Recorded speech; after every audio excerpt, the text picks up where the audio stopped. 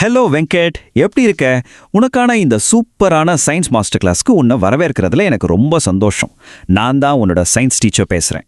7ஆம் வகுப்பு சயின்ஸ் எக்ஸாமில் நீ சென்டம் அடிக்கணும், அதானே நம்ம டார்கெட். அதுக்காக நம்ம அன்றாட வாழ்க்கையில் நடக்கிற சில சுவாரஸ்யமான அறிவியல் ரகசியங்களை இன்னைக்கு நாம ஒன்னா சேர்ந்து சால்வ் பண்ண போகிறோம். நம்ம சுற்றி நடக்கிற விஷயங்களை கொஞ்சம் உற்று கவனிச்சாலே போதும், சயின்ஸ் ரொம்ப ஈஸியாக புரியும். Are you ready? வா ஆரம்பிக்கலாம். சரி, இப்போ ஒரு சின்ன விஷயத்தை கற்பனை செஞ்சு பாரு வெங்கட்.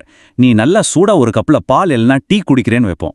சக்கரை போட்டு கலக்கின அந்த சில்வர் ஸ்பூனை அப்படியே அந்த சூடான டீக்குள்ளேயே கொஞ்ச நேரம் விட்டுரு. ஒரு 2 நிமிஷம் கழிச்சு அந்த ஸ்பூனோட கைப்பிடியை தொட்டா என்ன ஆகும்? சுடும், கரெக்டா? ஆனா நம்ம ஸ்பூனை சூடாக்கலையே, டீ தானே சூடா இருந்துச்சு. இங்கதான் ஒரு மேஜிக் நடக்குது. 2 பொருட்களுக்கு நடுவுல டெம்பரேச்சர், அதாவது வெப்பநிலையில வித்தியாசம் இருக்கும்போது ஒரு வகையான எனர்ஜி அவற்றுக்கு நடுவுல பாயுது. அந்த பாயும் எனர்ஜிட்டு பேர் தான் வெப்ப ஆற்றல். இது அந்த டீல இருந்து ஸ்பூனுக்கு பாய்வதால தான் அது சூடாகுது. எப்படி? ஓகே, இன்னைக்கு நம்ம என்னென்ன கத்துக்க போறோம்னு ஒரு குயிக் சிலபஸ் பார்த்துடலாம். 1. வெப்ப ஆற்றல்னா என்ன? 2. வெப்ப ஓட்டம் மற்றும் அதோட அளவீடு. 3. வெப்ப பரிமாற்ற முறைகள். 4. அணுக்கள் மற்றும் எலக்ட்ரான்களுக்குள்ள நடக்கிற விஷயங்கள். 5. கடத்திகள் மற்றும் காப்பான்கள். அப்புறம் கடைசியா 6. நிஜ உலகத்துல வெப்பம் எப்படி வேலை செய்யுது. இவ்வளவுதான், ரொம்ப சிம்பிள். பகுதி 1, வெப்ப ஆற்றல் என்றால் என்ன? இதை முதல்ல பார்த்துடலாம். ஒரு பொருள் சூடாகிறதோ இல்ல குளிர்ச்சியாகிறதோ எனர்ஜியோட ஓட்டத்தை பொறுத்தது தான்.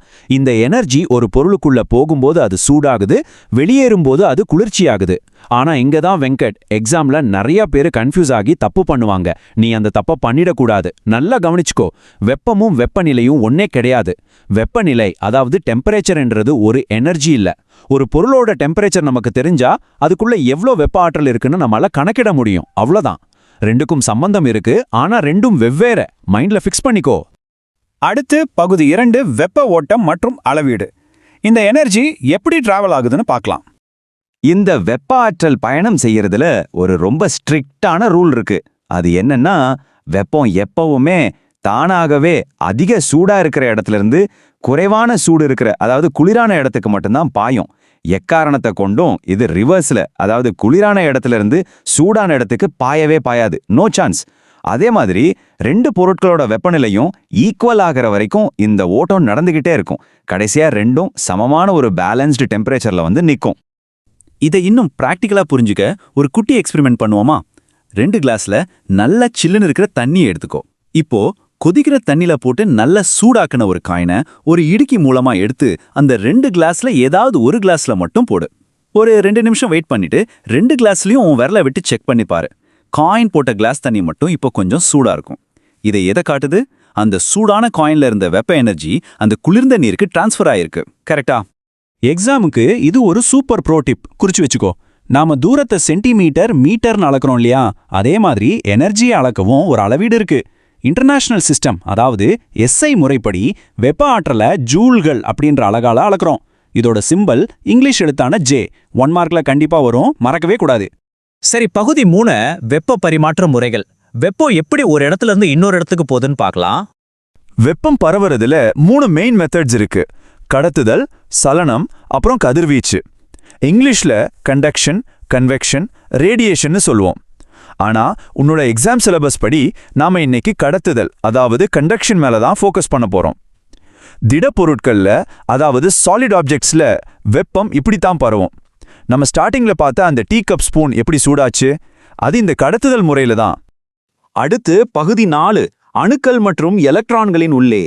இது ரொம்பவே இன்ட்ரெஸ்டிங்கா இருக்கும். இந்த கடத்துதல் உண்மையிலே எப்படி வேலை செய்யுதுன்னு பார்க்க நாம ஒரு மைக்ரோஸ்கோப் கேமராவை எடுத்துக்கிட்டு பொருட்களுக்குள்ள ரொம்ப டீப்பா ஜூம் பண்ணி பார்க்க போறோம். எந்த ஒரு பொருளா இருந்தாலும் சரி, அது சின்ன சின்ன துகள்களான மூலக்கூறுகளால தான் உருவாயிருக்கும். இந்த துகள்கள் எப்பவுமே சும்மா இருக்காது, வைப்ரேட் ஆகிட்டே இருக்கும். ஆனா திடப்பொருட்கள்ல அவை ரொம்ப டைட்டா பேக் ஆகிருக்கிறதால இஷ்டத்துக்கு சுத்தி தெரிய முடியாது. அதனால இருந்த இடத்துல இருந்தே அதிர்வடையும். சோ கடத்துதல் அப்படிங்கிறது துகள்கள் ஒன்னோட ஒண்ணு மோதுறதால நடக்கிற வெப்ப பரிமாற்றம். இதுல துகள்கள் இடத்தை விட்டு நகரவே நகராது.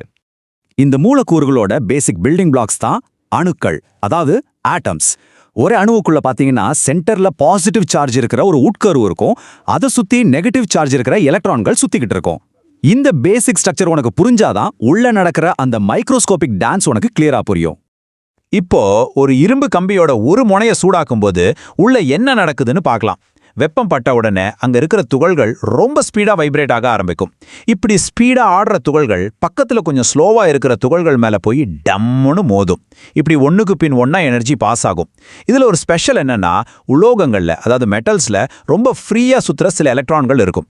அதுங்க ரொம்ப ஸ்பீடா ஓடி மற்ற எலக்ட்ரான்கள் மேலேயும் உட்கரு மேலேயும் மோதி வெப்பத்தை ஜெட் ஸ்பீட்ல பரவ வைக்கும். இதனால தான் மெட்டல்ஸ் ரொம்ப சூப்பரான கடத்திகனா இருக்கு. கான்செப்ட் புரியுதா? பகுதி 5 கடத்திகள் மற்றும் காப்பான்கள். இத பத்தி டீட்டெயிலா பார்க்கலாம். வெப்பத்தை ரொம்ப ஈஸியா தங்களுக்குள்ள அலோ பண்ற பொருட்களை நாம ஹீரோக்கள் இல்லனா கடத்திகள்னு சொல்லலாம். ஆனா எல்லா கடத்திகளும் ஒரே ஸ்பீட்ல தான் வெப்பத்தை கடத்துமா? இதை கண்டுபிடிக்க ஒரு சின்ன ரேஸ் வச்சு பார்ப்போம். அலுமினியம், இரும்பு, அப்புறம் காப்பர் அதாவது தாமிரம், இந்த 3ல செஞ்ச ஒரே சைஸ் கம்பிகளை எடுத்துக்கலாம். அதுல கொஞ்சம் மெழுக தடவி குட்டி குட்டி இரும்பு பால்ஸை ஒட்டி வைப்போம். இப்போ 3 கம்பியோட ஒரு முனையையும் ஒரே நேரத்துல பர்னர்ல சூடாக்குவோம். எந்த கம்பியில இருக்கிற மெழுகு முதல்ல உருகி அந்த பால்ஸ் கீழே விழுதுன்னு பார்க்கலாமா? இந்த ரேஸ்ல ஜெயிச்சது யாரு தெரியுமா? காப்பர் தான். காப்பர் கம்பியில இருந்த பால்ஸ் தான் ரொம்ப ஃபாஸ்டா உருகி கீழே விழுந்துச்சு. அதுக்கப்புறம் அலுமினியம், கடைசியா தான் இரும்பு. வெங்கட், எக்ஸாம்காக இந்த ஆர்டரை நல்ல மைண்ட்ல ஏத்திக்கோ. கடத்தும் வேகம் காப்பருக்கு தான் ரொம்ப அதிகம், இரும்புக்கு ரொம்ப ரொம்ப கம்மி. இன்னொரு ஈஸியான எக்ஸ்பெரிமெண்ட் பார்ப்போமா? கண்ணாடி, பிளாஸ்டிக், செராமிக், ஸ்டீல், அப்புறம் காப்பர், இந்த 5 மெட்டீரியல்ல செஞ்ச கப்களை வரிசையா வச்சு எல்லாத்துலயும் ஒரே அளவுக்கு சூடான தண்ணியை ஊத்து. இப்போ கப்போட வெளிப்பக்கத்தை தொட்டு பாரு. ஸ்டீல் கப்பும் காப்பர் கப்பும் கையை சுடுற அளவுக்கு சூடா இருக்கும். ஏன்னா அதுங்க வெப்பத்தை ஈஸியா கடத்துது. ஆனா மத்த கப்கள் எல்லாம் லேசான சூட்ல தான் இருக்கும். இந்த மாதிரி வெப்பத்தை ஈஸியா கடத்தாத பொருட்களை நாம பிளாக்கர்ஸ் இல்லனா காப்பான்கள் அதாவது இன்சுலேட்டர்ஸ்னு சொல்றோம். மெட்டல்ஸ் இல்லாத பொருட்கள்ல நாம முன்னாடி பார்த்தா அந்த ஃப்ரீயா சுத்துற எலக்ட்ரான்ஸ் கிடையாது. அதனால தான் அதுங்க வெப்பத்தை சரியா கடத்துறதில்ல.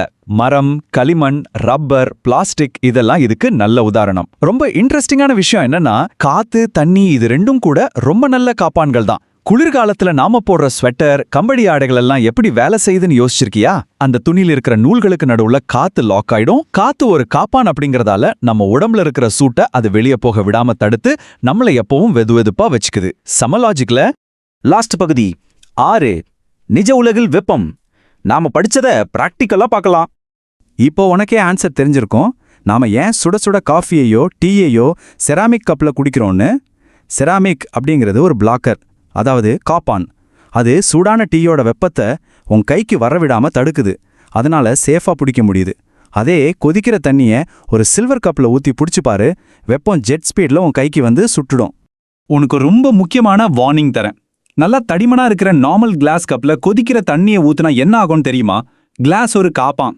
அதனால நீ உள்ள ஊத்துன சூடு கிளாஸோட உட்புறத்தை மட்டும் சூடாக்கி அதை விரிவடைய செய்யும். ஆனா அந்த வெப்பம் வெளியே கடத்தப்படாததால வெளிப்பக்கம் இருக்கிற கண்ணாடி சில்லுனே தான் இருக்கும். இப்படி உள்ள விரிவடைஞ்சி வெளியே சுருங்கி இருக்கிறதால ஏற்படுற அந்த அன்ஈவன் டென்ஷனால கண்ணாடி டபார்னு வெடிச்சிடும். இதுக்காகவே ஸ்பெஷலா செஞ்ச கண்ணாடிகளை மட்டும்தான் நம்ம சூடான பொருட்களை வைக்க யூஸ் பண்ணணும். என்ன வெங்கட், வெப்பம் அப்படிங்கிறது சும்மா ஒரு சூடு கிடையாது, அது ஒரு பாயும் ஆற்றல் அப்படிங்கிறது இப்போ உனக்கு கிறிஸ்டல் கிளியரா புரிஞ்சிருக்குன்னு நம்புறேன்.